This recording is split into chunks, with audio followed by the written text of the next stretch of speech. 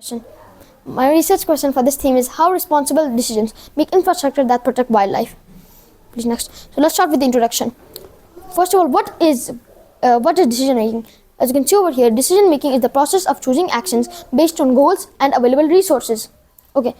Now we have answered what is decision making, but what is infrastructure and what is wildlife? Infrastructure are the structures which we interact and encounter with in our daily life. Okay. Lastly, what is wildlife? Wildlife are the untamable species and creatures which live out in the wild, which us humans cannot tame. Okay, next slide please.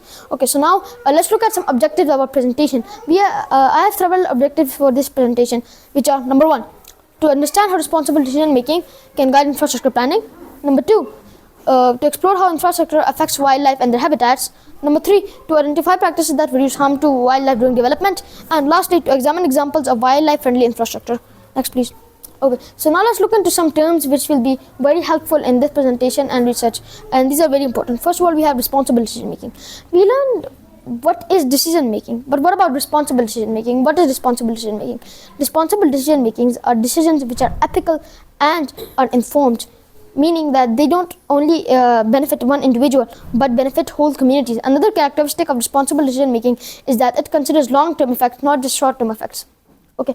Let's give an example of a responsible decision making. We'll say a big responsible decision. For example, a city government has a vacant plot of land. They can either build a community park or a shopping complex. But the thing is that the decision was responsible, it would balance environmental balance with communities. But if they chose the shopping complex, communities would be happy, but the environmental sustainability would go low. But on the other hand, if they chose to make a public park, it would balance environmental sustainability with the community happiness. Okay, so now let's move on towards infrastructure. So like I said, infrastructure refers to the basic systems which enable communities to function properly. There are two main types of infrastructure, which are soft infrastructure and hard infrastructure, also known as social and physical infrastructure. Let's start with hard infrastructure. This type of infrastructure refers to the tangible structures which we interact and encounter in our daily lives. For example, roads, highways, bridges, tunnels, etc. Then we have soft infrastructure. This is defined as the organizational, institutional, and administrative systems which enable communities to interact with hard infrastructure. Okay, next slide please. Okay, now let's look at the role of responsible decisions on infrastructure and wildlife. So this basically means what is the impact of responsible decision on infrastructure and wildlife. So first of all, we have infrastructure. Responsible decisions are a key element of infrastructure planning, because infrastructure planning requires many critical decisions. For example, let's say that the city actually made a shopping complex, but they would need to set out the parking parameters. If the parking was too small, accident rates could skyrocket. But if it was too big, there wouldn't be enough space for the complex. So this is why responsible decisions are a key element of infrastructure planning. Okay, now let's move towards wildlife. Why is responsible decision important for wildlife?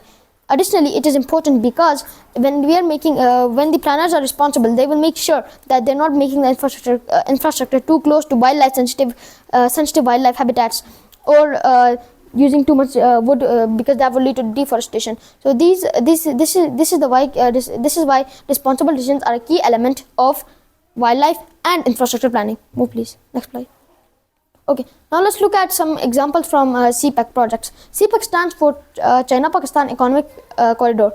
So these are some responsible decisions on the infrastructure aspect only. First of all, we have the Gilgit to Chandoo road. This is a CPEC project which will reduce the travel time from Gilgit to Chandoo from 8 hours to 3 hours. Then we have another in preparation Karakoram Highway, Raikot to Thakot. This is a responsible decision because as you can see, because it will ensure easier access to larger cities like Islamabad and Rawalpindi. Okay, this is the in preparation. Back please. In preparation. So these projects are expected to what? Boost tourism, to boost employment. You might be asking, how is it boosting employment? It is actually a very good boost for employment, because when they are making this road, they will need employees who can work on it, heads and employees. So this is the one way how employment will increase.